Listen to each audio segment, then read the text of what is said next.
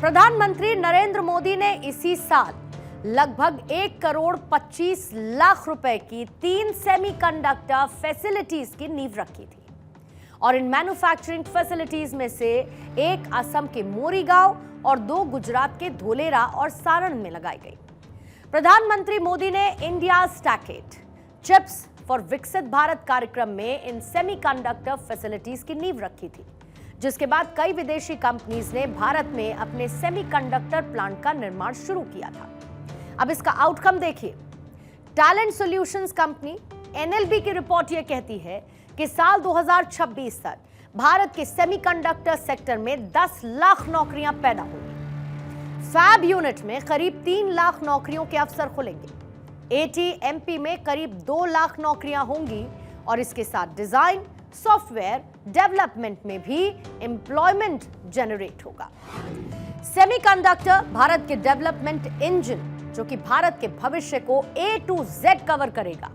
लेकिन उससे पहले आप ये भी समझ लीजिए कि सेमीकंडक्टर आखिर है क्या।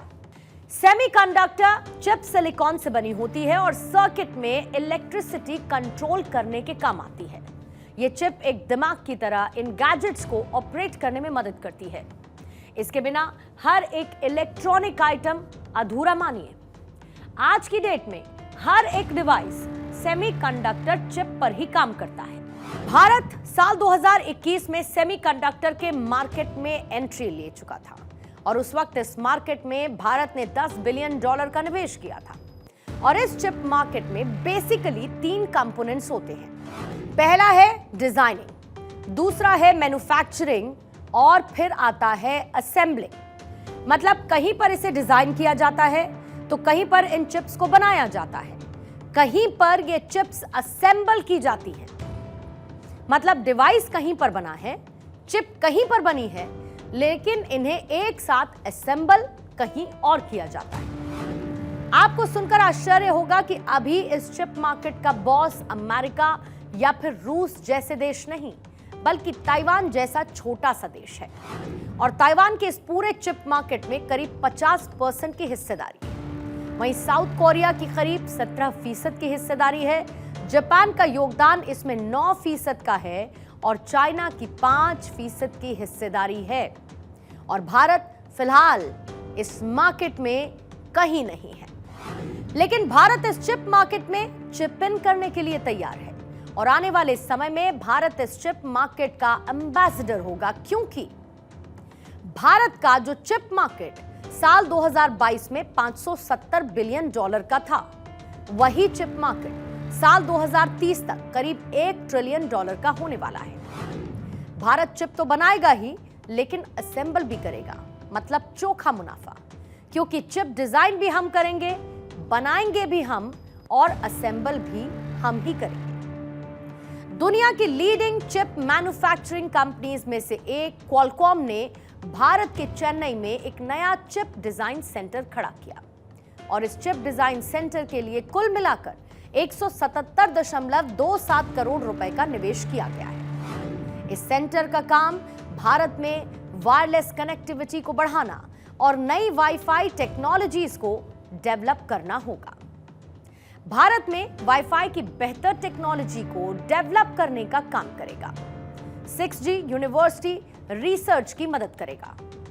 क्वालकॉम का चेन्नई सेंटर भारत के करीब 1600 लोगों को नौकरियां भी देगा। अब आप समझिए, एक हाथ से टेक्नोलॉजी में ट्रेंड कर रहे हैं तो दूसरे हाथ से अपने देश के युवाओं को रोजगार के अवसर भी मिल रहे हैं। ह्यूमन नेचर से जुड़ी एक चीज आप और देखिए कि जब आपका कोई पड़ोसी, जिसे शायद आप पसंद भी ना करते हो, अगर वो सफल हो या समाज में कोई बड़ा पद रखता हो, तो आप आगे बढ़कर उसके बारे में बताते हैं कि देखिए वो हमारा पड़ोसी है। ऐसा ही कुछ अब चीन के साथ हो रहा है। आप जरा कुछ तस्वीरें देखिए। चीनी सरकार के मीडिया हैंडल से ये पोस्ट किया गया है, जहां पर ग्लोबल टाइम्स भारत की तारीफ कर रहा है और ग्लोबल साउथ में राइजिंग पावर हाउस कहते हुए चीन और भारत को दिखा रहा है। दरअसल साल 2023 में चीन की तरफ से दुनिया में सबसे ज्यादा पेटेंट आवेदन फाइल किए गए और भारत ने पेटेंट आवेदन फाइल करने में सबसे ज्यादा तेजी हासिल की। इस आंकड़े के मुताबिक साल 2023 में भारत के पेटेंट एप्लीकेशन में 44.6% की तेजी आई है। यहां पर गौर करने वाली बात यह है कि चीन भारत की तारीफ जरूर कर रहा है, लेकिन अंदर ही अंदर वो जल रहा होगा। भारत आज ग्लोबल मार्केट में उससे कंपीट ही नहीं कर रहा, बल्कि उसे डिफीट भी कर रहा है। अब जैसा कि हमने आपको बताया था कि सेमीकंडक्टर के मार्केट का चैंपियन फिलहाल ताइवान है, लेकिन ताइवान के अखबारों में जो आर्टिकल छप रहे हैं उस पर भी आपको गौर करना चाहिए। globaltaiwan.org में एक आर्टिकल छपा है जिसमें इकोनॉमिक डिप्लोमेसी पर लिखने वाले एल्विन थॉमस लिखते हैं, the government of India's make in India and Design in India initiative encourage investors and manufacturers to start their operations in India with government support. Additionally, the Indian government, India's Semiconductor or mission provides up to 50% of the project cost, necessarily fiscal supports and encouragements for setting up semiconductor fabs and display fabs. Moreover, the 2024 budget allocated 69.03 billion Indian rupees to the semiconductor sector and established a USD 12 billion innovation corpus for research and development. मतलब भारत का made in India Taiwan को भी encourage कर रहा है कि वो भारत में निवेश करे, जहां पर भारत सरकार फुली सपोर्ट भी करती है। और यहां पर $12 बिलियन का निवेश सिर्फ R&D यानी कि रिसर्च एंड डेवलपमेंट सेक्टर में किया गया है। इसी आर्टिकल में आगे लिखा गया है कि India's large market and ample workforce provides a growing opportunity for Taiwan and Taiwanese companies.